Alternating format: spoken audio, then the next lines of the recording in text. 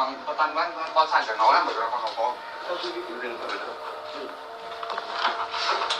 Oh bawa, priwa. Niki mau berapa nopo mangko? Ora nopo. Enggak usah boleh deh sih. Tolong di. Oh lah masalah. Oh, jadi tambah sih. Mungkin boleh nopo tak rekam. Betul. Ini pengen iki. Nanti dulu. Jadi kalau kali sangat itu ya kan.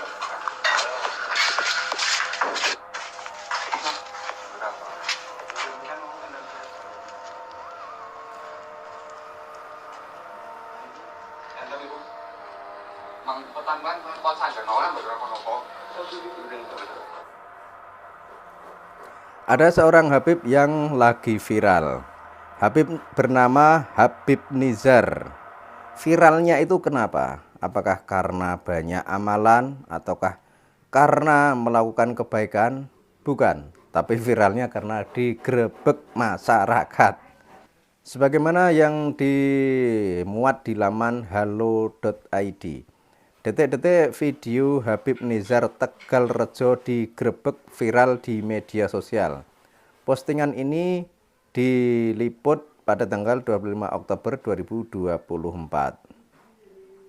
Belakangan ini kabar mengejutkan menyebar dari Tegalrejo, Magelang terkait dugaan video sur yang melibatkan seorang Habib bernama Nizar bin Abdul Qadir.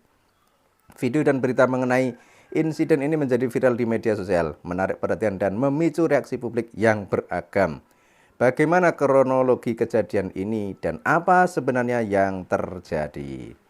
Nah, bagi kamu yang ingin mengetahui kronologi dan videonya, langsung saja simak pembahasan hingga selesai. Tapi kalau soal video sudah saya tampilkan di depan tadi. Sekarang kita bacakan saja kronologi kejadian tersebut. Kenapa Habib Nizar sampai digerebek masyarakat? Kronologi Habib Nizar Tegalrejo digerebek. Dilaporkan pada suatu malam sekitar jam 1 dini hari, Habib Nizar Tegalrejo diduga memasuki rumah seorang wanita yang suaminya sedang pergi berlayar.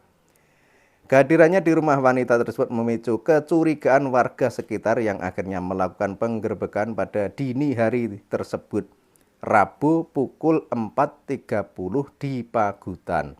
Dalam narasi yang beredar, sang Habib dikabarkan berada di kamar wanita itu dengan alasan yang belum jelas, dan warga menuduhnya melakukan hal yang tidak sepantasnya.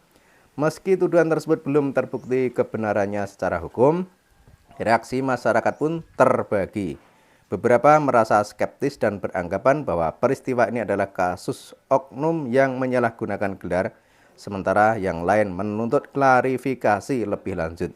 Tak hanya itu, sorotan juga tertuju pada status Habib Nizar Tegalrejo sebagai figur publik yang dikenal dalam kelompok sholawat dan memiliki banyak pengikut. Jadi itu adalah kejadian yang menimpa Habib Nizar Tegalrejo.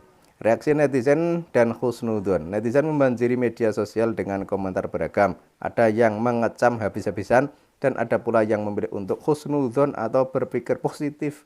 Ada anggapan bahwa mungkin sang Habib hanya melakukan sesuatu yang baik seperti memberikan nasihat agama. Namun kehadirannya pada waktu yang tidak wajar di rumah wanita yang sedang sendirian menimbulkan keraguan. Kalau memberikan wejangan atau nasihat agama, kenapa kok di rumah seorang wanita yang sedang ditinggal suaminya? Kemudian kejadiannya kok tengah malam. Jadi untuk hal seperti ini sebenarnya ya memang bisa dikatakan tidak perlu bukti. Karena dari waktu yang sudah tidak tepat saja pasti akan menimbulkan persepsi atau dugaan dari masyarakat bahwa si Habib ini melakukan sesuatu yang tidak pantas. Selain itu, istilah husnudon menjadi sorotan tersendiri, terutama karena beberapa pihak melihatnya sebagai pembenaran atas perilaku yang tidak pantas. Dan ya memang seperti itu, kalau hal ini masih dihusnudoni, itu hanya pembelaan untuk membenarkan. Nah di sini berbahayanya, jika suatu tindakan yang jelas-jelas salah kok masih dihusnudoni atau dianggap benar, maka orang yang menganggap itu benar atau menghusnudoni, maka orang tersebut sama saja mendukung kejahatan tersebut. Kemudian Kenapa hal ini harus dibahas? Ini adalah salah satu bukti bahwa orang yang selama ini dianggap sebagai cucu Nabi, orang yang selama ini dianggap sebagai orang suci, ternyata kelakuannya seperti yang Anda lihat ini.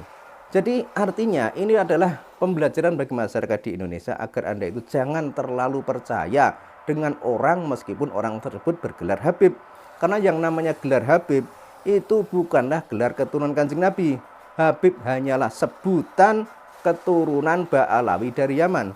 Karena kalau misalnya sebutan Habib itu dianggap sebagai cucu Nabi atau sebagai dzurriyyah Nabi, buktinya hingga sekarang para Ba'alawi tidak bisa menunjukkan bukti.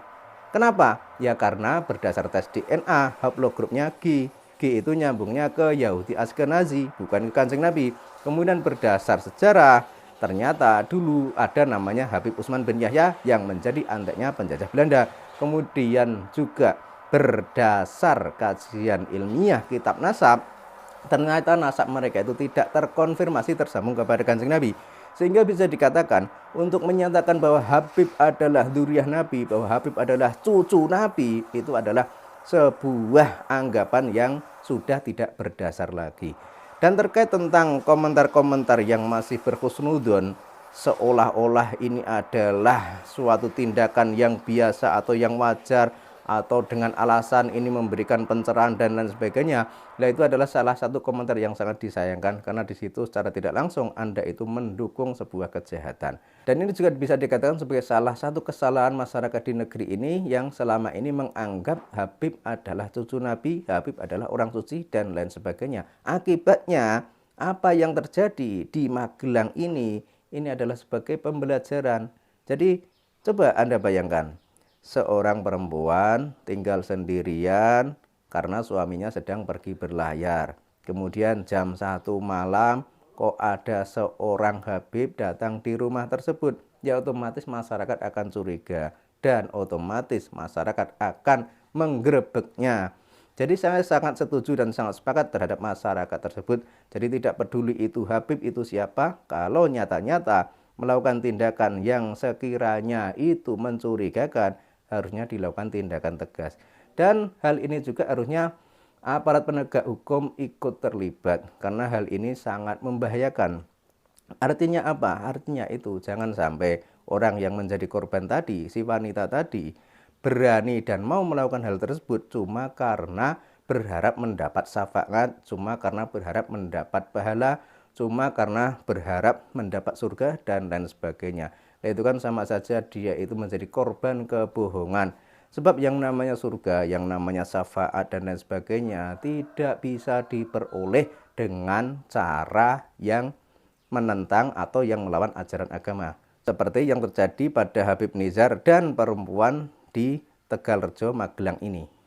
Dan harusnya aparat setempat, misalnya kepala desa, kepala dusun, RT, RW, dan lain sebagainya juga harus mewaspadai tentang adanya kejadian seperti ini. Artinya meskipun orang itu katanya Habib, katanya cucu Nabi, katanya orang dari Yaman, katanya Ba'alawi dan lain sebagainya, jika sekiranya itu tindakannya itu melenceng dan sekiranya merugikan orang lain, maka aparat-aparat tersebut juga harus bertindak tegas.